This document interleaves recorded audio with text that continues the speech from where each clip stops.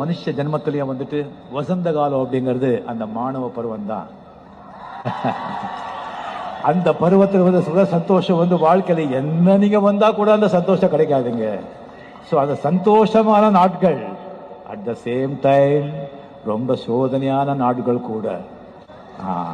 உங்க வாழ்க்கை வந்து வாழ்க்கையோட அஸ்திவாரம் இதுல தான் இருக்கு. இந்த 4 வருஷம் நீங்க கஷ்டப்பட்டு படிச்சாதான் உங்க 40 வருஷம் வாழ்க்கை நல்லா இருக்கும்.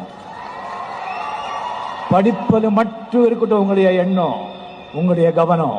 வேற எதுலயும் நீங்க கவனம் செலுத்தாதீங்க.